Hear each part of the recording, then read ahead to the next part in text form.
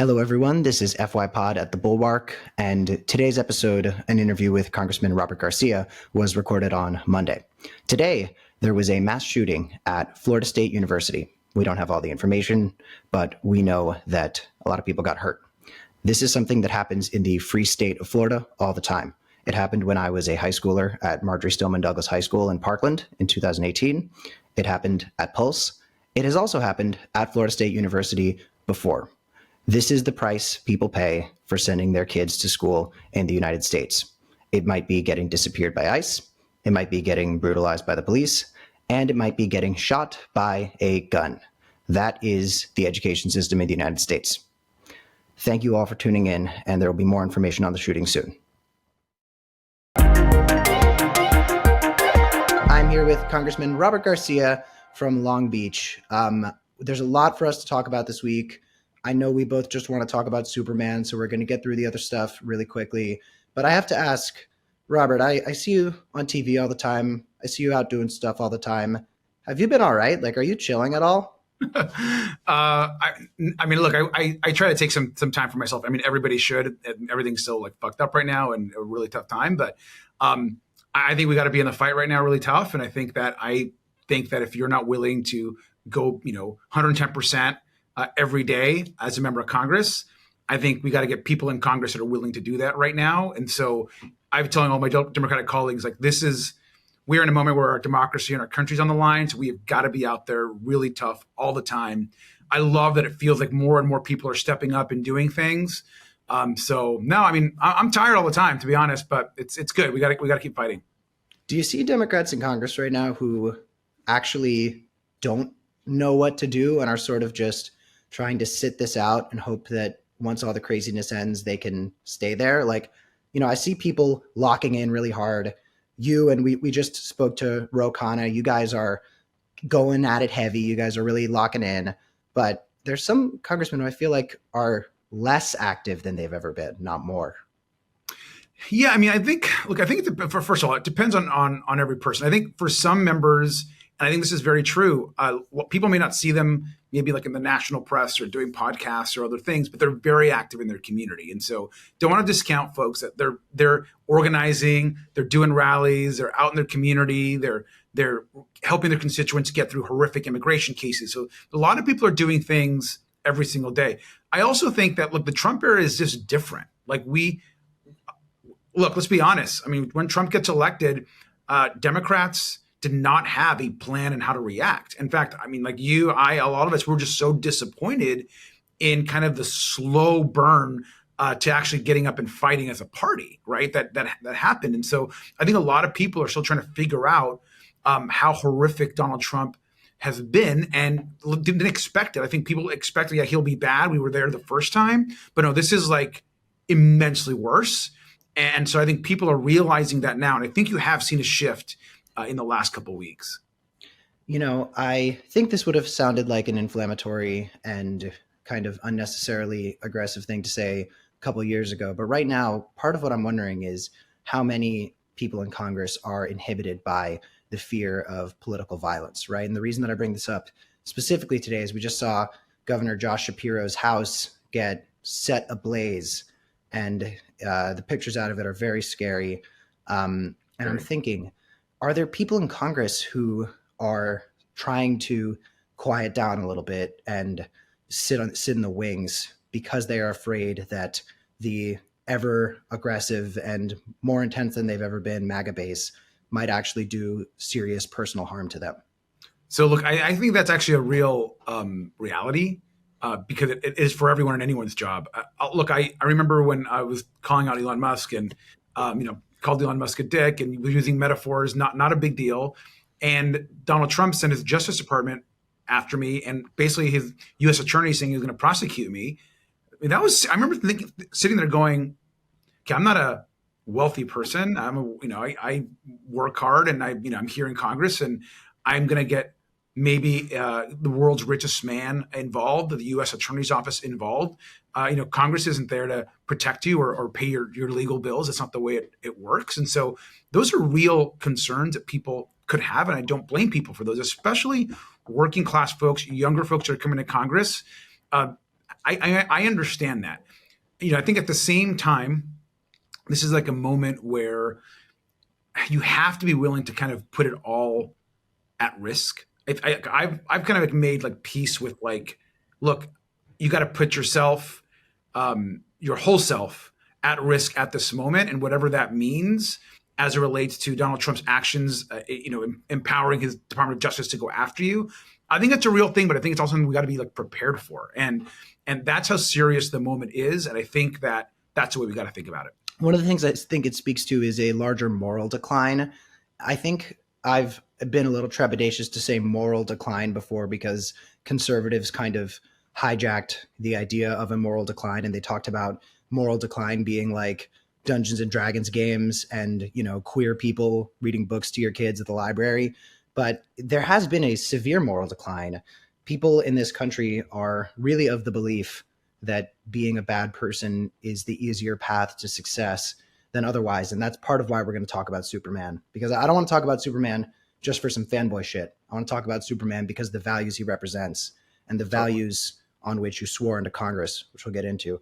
But for now, I'm just like, it seems like this isn't even the Democrats who should be afraid. I'm fully of the belief that there are moderate conservatives who are facing threats of violence from MAGA, because if that wasn't the case, I don't see why moderate conservatives would be voting alongside Trump for policies that these conservatives ran on not supporting. Conservatives are not voting with, forget their values, they're not voting with their own agenda. And I'm just thinking, like, how is there going to be a point at which people in Congress can come out and start having these conversations about, listen, this doesn't feel like America anymore. This doesn't feel free. At any point, any of us could be the target of violent people who literally fucking ran through the Capitol. Yeah, I mean, I think that's right. So first, I'll just take my own experience. Once I got to Congress, and particularly this last 4 or 5 months, where I've been, a little bit more aggressive on particularly Elon Musk and Donald Trump's reelection. The death threats, the threats are real. Like, they're real. It's not just social media kind of bullying or social media attacks. It's like real people calling the office, people doing strange things that we've got to pass along to like law enforcement. That's happening to a lot of members, not just on our side, but also on the Republican side as well. And they're getting it mostly from the extreme right, that they're not being conservative enough. And so that is a real concern for folks. People need to protect themselves and their families. You mentioned what happened to Governor Shapiro. That is horrific and dangerous and scary. And so those are all things that we all got to think about. And I certainly think about it when I go out and go to events, and it's scary, especially for folks that are out there a lot. I mean, I think about like these big rallies, and you see, Bernie out there, and Alexandria, and so many others. Like we all worry about everyone and kind of some of these crazy people that are out there. I guess to the Bernie and AOC thing, this brings up the other thing I really wanted to talk about, which was, okay, so we're seeing right now these giant crowds of people showing up for economic populism. They are showing up for left-wing policies and leadership that they aren't finding elsewhere in the party. And I am wondering what the Democratic Party is going to learn from the leaders that we're seeing emerging in this moment. And if we get elections again, hopefully, knock on wood, are the Democrats going to say, gee, this economic populism thing seems really popular, might be a way to engage people who didn't show up to vote? Or are the moderates going to come in and do what they're so good at, which is ruin everybody's fun and say, we need to be spending millions of dollars to win over Liz Cheney Republicans? I guess my question, to simplify it, is like, do you think the Democratic Party is going to learn a lesson from the success of this left-wing messaging, or are we just going to try to turn it all the way back to more Joe? I think yes. The answer is yes. I obviously hope so, right? I mean, I think both those things are true. Look, I think first, I've been so excited to see these rallies. I think that the message that Alexandria and Bernie and others are giving, and the energy that you're seeing, is real. And the message is, and should be, the Democratic message of the moment, which is, it's all of us versus the billionaires who are trying to essentially privatize the federal government, support the richest man on the planet and his friends, and take away earned benefits and earned programs that the American people and working class people depend on. I mean, that they're going after exactly what all Democrats should be talking about right now, which is that we're a working class party. We always should be. We should center working class people, and we be very clear that billionaires are trying to destroy the government. And so that is really exciting, I think, to me, but also should be to people across this country, not just Democrats, but everyone. So I think Bernie and Alexandria have the exact right message, and that should be the message. Now, are some uncomfortable with that? Do some want to push back against that? Sure, maybe. But I think there is more excitement around this message now than I have ever seen. And I've mentioned this actually to a few other folks. I was talking a little bit to Alexandria, to AOC, and she had been mentioning that a lot of people that are coming to these rallies aren't folks that are just like, left-wing folks, progressive folks. You're getting like pink hat, like Hillary Clinton, like Kamala Harris ladies coming to these rallies. Centrist moms are like a big part of this big coalition that's building, because moms have always been on their shit. And I know this from my background being in the gun control world. Like when you're organizing against gun violence, it doesn't take you long to learn that it's the goddamn middle-aged moms who are showing up the hardest. And I think that's very important. And that's exactly what's showing up right now at the Bernie and AOC rallies. It is a wide collection of people. That's just really exciting. And that's sort of what I'm saying is like, I think I'm nervous the Democratic Party is going to see this and go, oh, see, we still have, the moms behind us. That means that if we run some regular centrist who's going to go in and advocate for a system that was just exploited by Donald Trump and Elon Musk to ruin everybody's lives, if we run another candidate on the norm, those same moms will show up. And I'm like, no, these moms are showing up because they're seeing leadership right now. They're seeing people defy the administration. And I think, we've got Democrats at this moment who are standing up and defying the administration. We've got Democrats who are saying, if I play nice and if I'm buddy with Trump this time, maybe he'll be a little bit less aggressive. And of course, threats play into that too, right? Trump going to governors and saying, I'm going to withhold federal funding to your state if you don't do X, Y, Z. It's very alarming. And I'm sort of just like, I don't see how, I guess I'm talking in circles. I don't see how the party can run another status quo candidate now that there isn't a status quo anymore. Yeah, I think that's right. I mean, I think first, obviously, like we're going to, it's a long time to fill till the Democratic primary for president. But I think you're going to see a lot of congressional candidates, I think, this cycle with a populist message, with a message that speaks to working class people, that's taking on the billionaire class, that's going to push back against tax cuts for the rich. I think that is a popular message. It's the right message. And it's one that Democrats have been slow to expand to the entire party. And it does feel, honestly, a lot because of Elon Musk and Trump's billionaire cabinet, a cabinet of billionaires. I think that people are seeing this, and hopefully that's where the message goes. So that part is really exciting, I think. Yeah, I think that also speaks to why we lose the culture wars, because I find this contradiction when I'm talking about why Gen Z voted for Trump and stuff like that, where I'm talking about how the Democratic Party wasn't populist and progressive enough on the economy, but then I'll find myself on another talk show saying we lost the culture war. And that sort of brings to mind, like, okay, which is it? Is it about the economy? And is it about, Senate Democrats tweeting about egg prices? Or is it the fact that young people have decided that they don't want to use pronouns anymore? And I think the conclusion that I came to was that we lose the culture wars because we bothered to engage with them in the first place. Right. We spend the time that we could be spending talking about healthcare, debating fringe weirdos about trans athletes, when maybe the thing that we should do is go, why do you care? This doesn't matter. Look at these tariffs. But in terms of broad messaging, if you were laying out an agenda for how the Democratic Party can come and regain power, what would you say to the folks who are saying like, oh, we went too woke and stuff like that? Is it beneficial for us to double down, or, do we actually say we're going to throw everyone under the bus and get kind of conservative with it?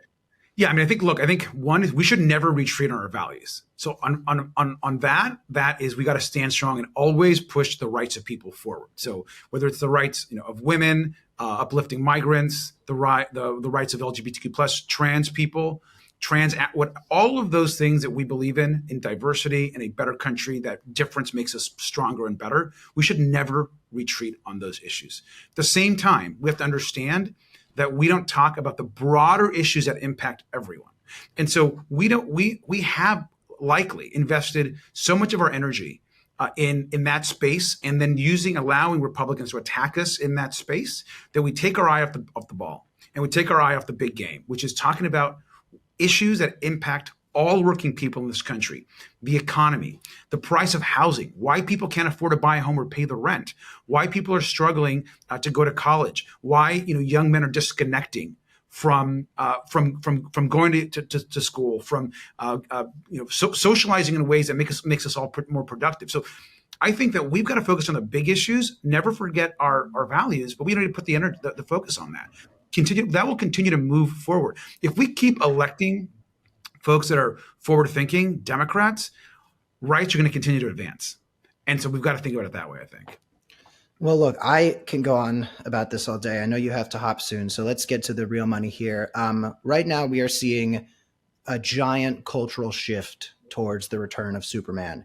For those of you who don't know, Superman is a Kryptonian alien who Donald Trump would try to deport, who was created by two Jewish men, Jerry Siegel and Joe Shuster, back in the 1930s to represent positive values. And as kind of like a huge left-wing dude, like if you read OG Superman, including 100%. his first appearance, Action Comics #1, on which Congressman Garcia swore into Congress, he was further left than I am. And I feel like a lot of conservatives take like the Reagan era Superman posing with the American flag and talk about how he represents conservative values. It's like, no, this dude is like really, really far left. What connected you with Superman in the first place?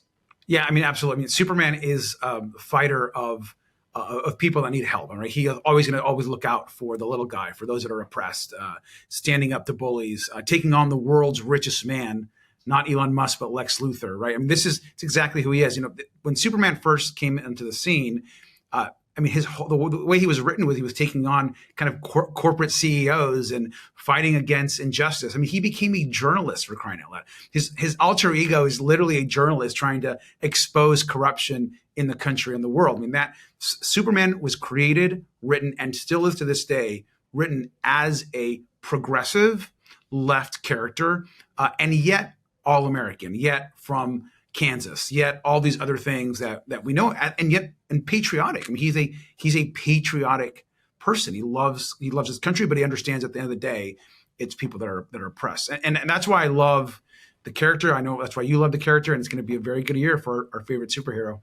Yeah, and I think this brings to mind, I don't want you to upset any crazy fans who are part of any online cults, so I'm not going to ask you to speak on this too much, but that brings to mind what didn't work for me about Zack Snyder's Superman in the Henry Cavill version. I think Henry Cavill is a great actor. I think he was a great Superman. And I think there was really a great version of that character with him.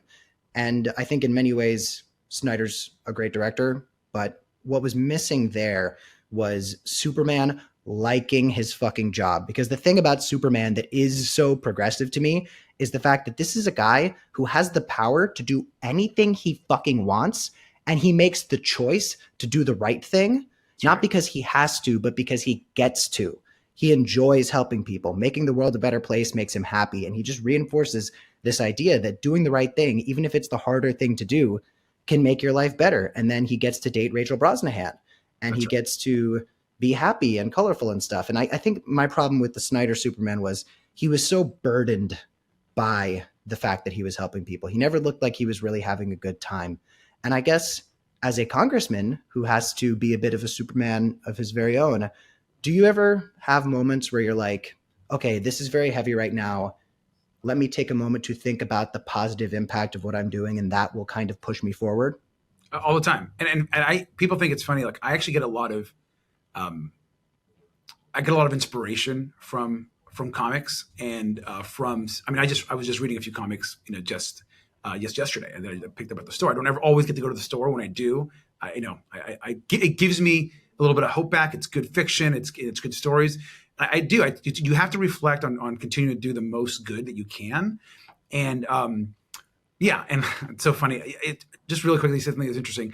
As far as like the Snyder, the movies and what James Gunn is going to do next, I view each of these iterations as just a different type of Superman, right? Like people just lose their minds over this. It's like it's okay. These people, all these versions can exist. At the end of the day, I think like you, my version is a hopeful one and one that's actually colorful and bright and embraces and wants to help people. I think that's what we're going to see also in James Gunn's film this summer.